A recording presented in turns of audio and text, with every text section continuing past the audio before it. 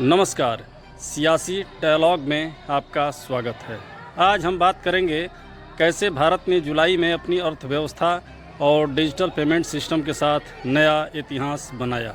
चलिए 5 मिनट में समझते हैं वो बड़ी बातें जो हर भारतीय को जाननी चाहिए। जुलाई में कुल जीएसटी कलेक्शन रहा 2,11,205 करोड़, यानी 2.11 लाख करोड़ से ऊपर, और यह पिछले साल की समान अवधि से 15.4% अधिक है। साफ बात, व्यापार और मांग में तेज़ी है और टैक्स कलेक्शन बेहतर हुआ है। इसका ब्रेकअप भी दिलचस्प है। सीजीएसटी 39,853 करोड़, एसजीएसटी 47,881 करोड़ और आईजीएसटी 1,23,490 करोड़।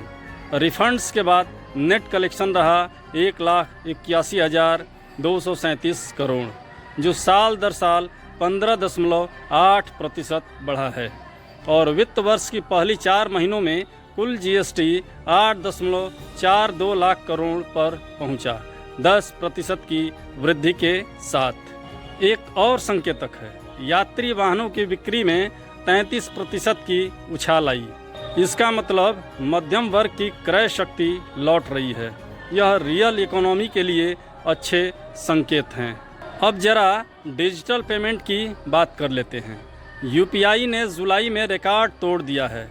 करीब 23.66 अरब ट्रांजैक्शन और कुल वैल्यू रही लगभग 29.88 लाख करोड़, यानी लगभग 30 लाख करोड़। संख्या और वैल्यू में फ़र्क समझना जरूरी है। ट्रांजैक्शन काउंट बताता है कि कितनी बार पैसे भेजे गए, वैल्यू बताती है कि कुल कितना पैसा चला।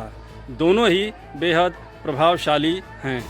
जब आप इन आंकड़ों को वैश्विक स्तर से तुलना करते हैं तो पता चलता है कि भारत अब डिजिटल पेमेंट्स की दुनिया में अलग पहचान बना रहा है। और सिर्फ अर्थव्यवस्था ही नहीं, जुलाई में देश ने कई क्षेत्रीय सफलताएं भी दर्ज की। हाइड्रोजन ट्रेन का सफल परिचालन, हरित रेल यात्रा की शुरुआत, निजी स्पेस कंपनियों के ऑर्बिटल लॉन्च, निजी एरोस्पेस में प्रगति, गगनयान मिशन के लिए क्रू मॉड्यूल और लिक्विड प्रोपल्सन टेस्टिंग में अहम तरक्की, अंतर्राष्ट्रीय विज्ञान ओलंपियाड में भारत के छात्रों की उपलब्धियां, रक्षा और मैन्युफैक्चरिंग में भी तेजी दिखी।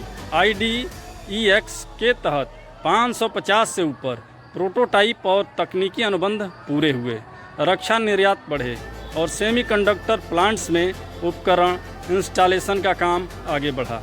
साथ ही हरित हाइड्रोजन मिशन के लिए सब्सिडी की पहली किस्तें जारी हुई। इन सभी संकेतों का मतलब क्या है?